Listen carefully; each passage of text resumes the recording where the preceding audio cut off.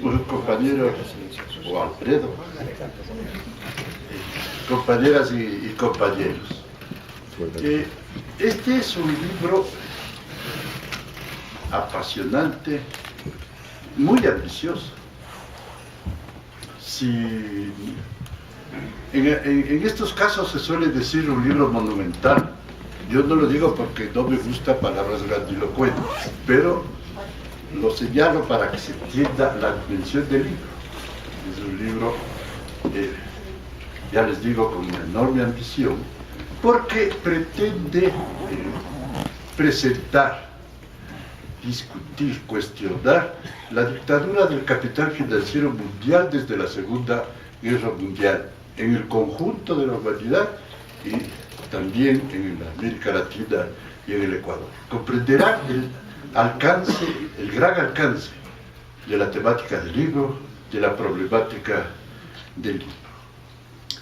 El libro parte de una tesis central, diríamos, y es aquella de que si bien en una época el capital se desplegó como capital mercantil, luego asumió una característica de capital industrial, llegando a su máxima expresión con el complejo industrial militar que se hizo presente en las dos guerras y en la Segunda Guerra Mundial y que emergió muy poderoso, y el capital financiero que se inicia desde la Segunda Guerra Mundial y se consolida cuando Nixon decretó la suspensión del patrón oro y el dólar se convirtió en una moneda absoluta, en una moneda totalitaria, totalizante, qué sé yo, cuántas otras expresiones podríamos decir. Hay toda una corriente, cabe mencionarla porque hay una coincidencia entre las tesis de Alfredo y las tesis de la corriente de la economía del mundo, que señala que el término es horroroso, pero ¿qué más puedo decir si ellos lo usan? La financiarización, llaman ellos, es el eje de la dinámica económica del mundo e incluso de muchas épocas. Según Wallerstein, el espacio financiero ha sido el lugar real de la expresión del poder del sistema capitalista a lo largo de su historia, y los lapsos de capital industrial, de capital productivo, han sido más bien escasos. La obra, como les decía, es extremadamente amplia, ambiciosa, es una obra apasionada, es una obra crítica. Hay que pensar que Alfredo tuvo dos fuentes muy significativas de su formación, de la formación de su pensamiento económico, referente a la economía, porque por otro lado Alfredo tiene una formación muy amplia en la literatura, en otros ámbitos de la cultura. Yo recuerdo su pasión por Borges, por ejemplo, que la empleaba para explicar el primer capítulo del Capital, lo cual dejaba absortos a los estudiantes, ¿no? Imaginen ustedes Borges con el primer capítulo del Capital, era una fórmula explosiva, bastante explosiva, ¿no? Y entonces, en la formación de su pensamiento económico tiene dos vectores, Marx y Keynes. Incluso su tesis del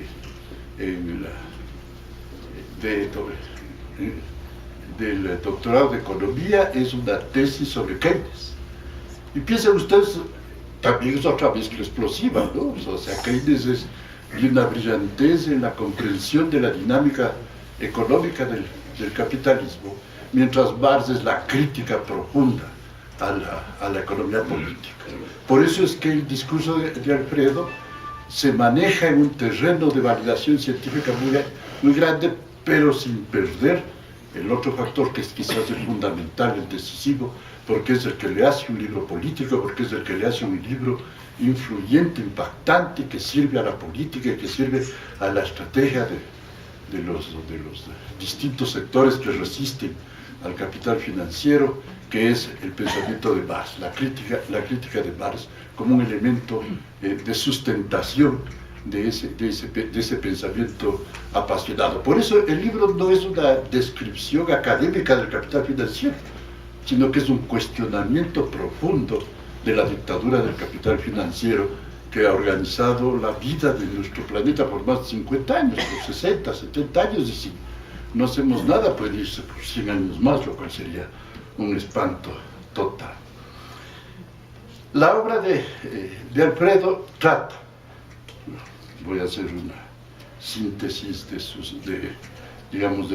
su panorámica global. El primer tema se refiere a la supremacía del capital financiero a partir de la Segunda Guerra Mundial. El segundo, consistente con su concepción, no de hablar desde el poder, desde la dinámica del capitalismo solamente, sino de verlo desde la dinámica de los sectores que resisten. El segundo capítulo se organiza en torno a las resistencias que produce, que ha producido y produce el capital financiero, y ahí acepta y plantea la tesis de la biohistoria, que será uno de los elementos constitutivos de las fuerzas en la época actual. Se remite a la crisis soviética, porque si hay un proceso de magnitud considerable a la hegemonía del capital financiero, fue en principio la revolución soviética, el desarrollo del sistema soviético, y luego su crisis y su caída y su colapso, que fue enormemente. Y cómo eso cambió, modificó la estrategia del capital mundial, que dejó de postular el anticomunismo, el antisovietismo como su orientación central, y pasó a lo que Alfredo denomina la AAA. Creo que no es solo Alfredo, sino muchos los que hablan de la AAA, o sea, eso que nos topamos nosotros en los 80, de las estrategias de Estados Unidos contra la corrupción, contra el terrorismo, contra las drogas. Estrategias que le permitieron a Estados Unidos mantener su supremacía militar en todo el mundo, porque se supone que si caía la Unión Soviética, si caía el Pacto de Varsovia, frente al cual se habían construido 130 bases militares en el mundo, debíamos entrar en un proceso de pacificación, de desmantelamiento militar e incluso de eliminación de las armas en un largo proceso. Sin embargo, eso era imposible porque los Estados Unidos tenían que mantener su poder militar. Y no solo mantenerlo, sino consolidarlo, ampliarlo, profundizarlo. Hay más bases militares ahora que en la época de la Unión Soviética. Y claro, la legitimidad ya no era la del peligro comunista, la legitimidad de eso era el terrorismo, las drogas, la corrupción. Luego tenemos un tercer gran tema, allí donde se supone que es la primera gran crisis del capital financiero, porque para Alfredo la crisis de 1929 fue la crisis del complejo industrial militar, si se quiere, de ese crecimiento del capitalismo en esa perspectiva. La crisis del 2008 ya es una crisis del capital financiero. Es la primera gran crisis de la dictadura del capital financiero, y que en lugar de siendo expresión de su debilidad, sin embargo, da lugar a un fortalecimiento. Pensemos que Obama apareció como quien postularía un proyecto post-financiero, post-neoliberal, qué sé yo, y se lanzó Obama postuló una política de negociación en el terreno de las contradicciones político-militares del mundo, postuló una política de incremento de la inversión pública, o sea, de pasar a otra estrategia económica, y se acabó. Le dieron un par de bofetones, yo lo he llamado los dos golpes de Estado, ¿no? El golpe de Wall Street, que hizo que Obama después de plantear inversiones que no llegaron ni a 700 millones de dólares, se planteó gastos militares gigantescos para salvar al capital financiero. Y la otra expresión derivada de esta, que fue el golpe de Estado del Pentágono. De pronto el Pentágono le dijo: aquí usted no dice nada, aquí mandan las fuerzas reales, y entonces la política norteamericana desplegó lo que es propio, según Alfredo, es propio según la realidad, de una estrategia de guerras, una estrategia de amenaza militar continua que se ha expresado en la guerra de 4 guerras post-muro de Berlín. Las 2 guerras de Irak, la guerra contra en Yugoslavia y la guerra en Afganistán, ¿no? Más aún, después son más, ¿no? Ya me conté mal. Porque ahora, después hubo la guerra en Libia, pues no. Y ahora que quieren llevar a la confrontación por Siria, y si nos dejamos un poco ganar la mano y perdemos las defensas, nos pueden hacer eso hasta en Venezuela, ¿no? Porque están creando condiciones en ese sentido, ¿no? Bien, después de analizar esto, que es una de las partes centrales de su libro, Alfredo reorienta su preocupación hacia América Latina, hacia el Ecuador, analiza los procesos históricos, hace una evaluación de la evolución de los estados desde un estado paralelo a un estado ausente con el neoliberalismo, y ahora lo que podríamos llamar un estado coincidente, que va a implicar una cierta afirmación de los poderes regionales, y finalmente postula lo que sería una esperanza de alternativas para nuestra región, que sería la integración latinoamericana.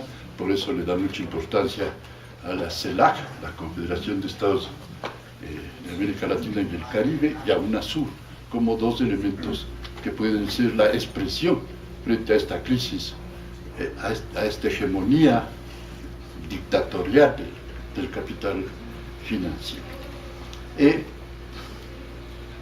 Yo quisiera,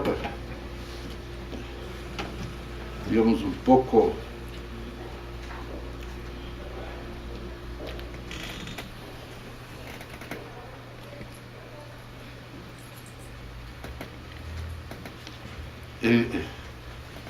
para fijar esto del paso al capital financiero. De 1929 al 2008 han mudado fracciones y alianzas del capital. La crisis del 29 transcurrió bajo el vigor de un poder monopólico en la industria técnica y ciertos mercados considerados vitales. Hoy la fracción financiera subordina al complejo militar industrial. Es uno de los temas centrales, ¿no? No es un capital de guerra. El capital de guerra es expresión del capital financiero, ¿no? Ahora bien,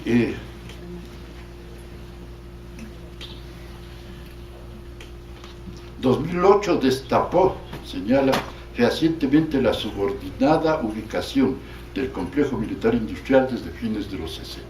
Vuelve a insistir en este punto considerado fundamental. El libro es abundante en mostrar cómo desde la Segunda Guerra Mundial, con los instrumentos que se fueron creando en la Guerra Mundial, el Banco Mundial, que nunca fueron internacionales, no siempre fueron instrumentos del poder financiero de los Estados Unidos, el Banco Mundial y el FMI. Incluso, no recuerdo exactamente, pero Alfredo sugiere que se cambien de nombre, porque esto de tener una imagen mundial e internacional, cuando no son sino instrumentos de la hegemonía del capital financiero, y sobre todo los Estados Unidos, debería expresarse también en sus nombres, ¿no? Entonces, insiste mucho, muestra todo ese poder, muestra cómo la ONU también fue, de alguna manera, subordinada a ese poder financiero, a pesar de que hubo resistencias desde muchos lados. Había la presencia del sistema socialista. En algún momento De Gaulle y la Francia trataron de encontrar una cierta independencia, porque De Gaulle se creía Juana de Arco, ¿no? Entonces, eso frente a Inglaterra y frente a Estados Unidos les llevaba, no era por Juana de Arco solamente, había intereses muy fuertes del capitalismo europeo que cuajarían después con la formación de la Unión Europea. El segundo gran tema que yo les había dicho es la vía historia y la crisis soviética. Bueno, y la crisis soviética y las nuevas fuerzas, las nuevas constelaciones sociales que se plantea.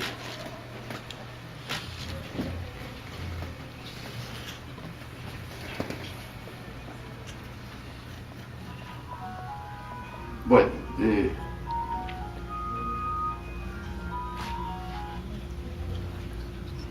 esto de la vía historia empata un poco con ciertos planteamientos Foucaultianos que se han vuelto célebres, pero es distinta, digamos, porque lo que plantea es esa articulación de la ciencia con la producción bajo el capitalismo que puede llevar a que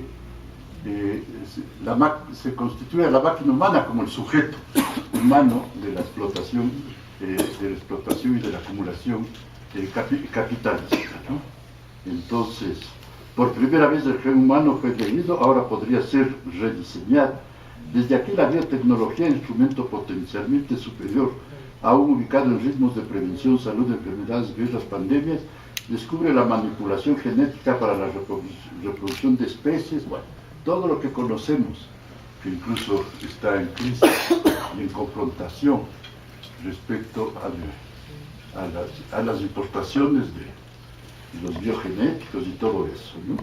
Ahora, lo singular de esta máquina humana podría ser, como él mismo lo dice, la formación, que de alguna manera se ha empezado, cuando ustedes ven las películas que ya no son muy de ciencia ficción del ejército norteamericano, ven máquinas humanas, hay los drones, un ejército de drones, dice Alfredo, ¿no? Ahora bien, el otro gran tema, ya les había dicho, es la crisis del 2008, que marcó el debilitamiento del capital financiero, pero que se recuperó rápidamente y mostró el poder del capital financiero. En el libro hay una cita muy importante.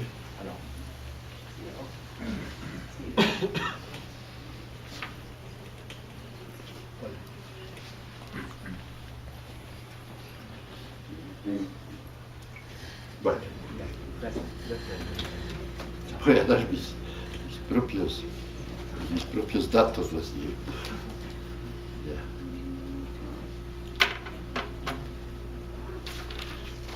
Cuando se precipitó la crisis del índice Dow Jones, que había subido más allá de lo predecible, se decía que cuando pasen los 10.000, se decía ya por los 90, los Estados Unidos será ya la superpotencia absoluta. Llegó a 14.000, pero de ahí con la crisis se desplomó, creo que bajó hasta 5.000, pero con los arbitrios que hizo el Estado, o sea, el Estado se gastó 16.000 millones de dólares, o sea, más que el presupuesto interno de los Estados Unidos, la cuarta parte del Producto Interno Brutal del mundo, para la recuperación de ese capital financiero. Ustedes verán que el índice Dow Jones está nuevamente subiendo, creo que hasta cerca de los 14.000. Sin embargo, ha aumentado la desocupación. Sin embargo, en Europa, ustedes verán, se han eliminado todas las conquistas, o buena parte de las conquistas sociales del estado de bienestar, es decir, sobre la sobreexplotación del trabajo. Porque ahora, como ya no pueden echarnos del muerto mucho a nosotros, gracias a que China, la emergencia de China y la Unión Soviética mantienen los precios de las materias primas, se ven obligados a aplastar a sus propios trabajadores, ¿no? Antes nos aplastaron a nosotros y eso les permitió mejorar las condiciones de vida de los trabajadores y construir el estado de bienestar. Ahora no, entonces están desmontando todo eso. Mientras todo eso se desmonta, el capital financiero sigue trepando, sigue consolidándose, sigue ganando fuerzas, y hay otros indicadores más terribles, como aquellos de que la industria de lujo está en gas. Mientras hay desempleo, hay problemas en la propia Europa y en Estados Unidos, la industria de lujo es la que más crece, en el mundo, ¿no? Pero además el capital financiero es una estructura de poder, pues, ¿no? Uno de los ejemplos clásicos es la famosa Goldman Sachs.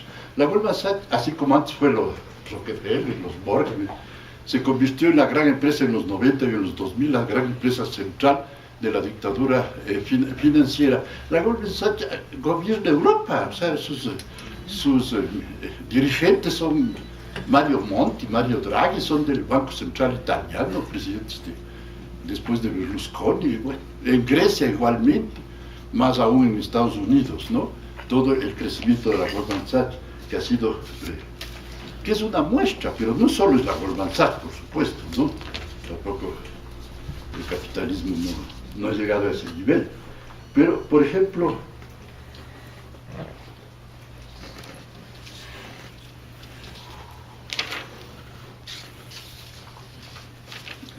un dato interesante, ¿no? La Reserva Federal, que fue un instrumento para controlar un poco el problema de los capitales, está gobernada por por las familias, por las grandes 8 familias. La Goldman Sachs, Rockefeller, Lehman, los de Nueva York, los Rothschild de París y Londres, los Warburg de Hamburgo, los Lazar de París y los israelitas Moisés de Roma. O sea, es una estructura centrada de poder. Y yo les leería, pero ya no quiero cansarles, toda la imbricación desde ese poder financiero en el control de América Latina. Hay datos que muestran que todo, porque es muy sintomático, si uno analiza la historia del Ecuador, se da cuenta que a partir de la Segunda Guerra Mundial, precisamente, en donde está el eje de la continuidad del poder, son en los gabinetes económicos. Ahí está el poder. Con Galo Plaza era un grupo económico, después fue otro, incluso me acuerdo cuando Rodrigo Borja quiso nombrar a otros como miembros del equipo económico, los Estados Unidos le dijeron, no, usted hace eso y se pliega. Y entonces le volvió a poner a Abelardo Pachán, que es el jefe de ese grupo. Dají quiso construir el suyo. Bueno, y de Correa no sé bien, se ha logrado construir el suyo en el fondo. Está ligado a esos grupos económicos. Y hay datos así impresionantes de cómo esos miembros de los grupos económicos han sido miembros de las empresas internacionales, de los bancos internacionales, totalmente insertos en esa estructura de la dictadura financiera mundial. Bien, los últimos temas de este libro, que es bastante gigantesco si se quiere, ¿no? Es América Latina, el Ecuador, hace una evaluación del desarrollo, mostrando cómo la dictadura financiera ha gobernado todas las transiciones que ha habido en el país, todos los golpes de Estado que nosotros creíamos que era acción de las masas, detrás de eso estaba siempre la estructura financiera, cómo organizaban los estados, podían los ministros, podían las gentes con poder dentro de los distintos gobiernos, hasta llegar a esta serie de gobiernos progresistas, en que se reconoce un cierto intento de afirmación nacional, pero que se ha quedado a medias. Y a mí me interesa recabar esto por un intento de expresar cierta posibilidad de resistencia que va por el camino de la integración. Y si nosotros vemos el extractivismo, es lo contrario de la integración, pues, porque el extractivismo es hacer que el eje de la economía sea la producción para el mercado mundial. Y en el terreno de la integración no se ha dado ningún paso, en el terreno económico. En el terreno político ha habido algunos avances, los cuales son saludables. Bueno, yo quisiera terminar aquí, porque lo más importante sería que lo compren y lo lean. No sé si les diga antes de leer.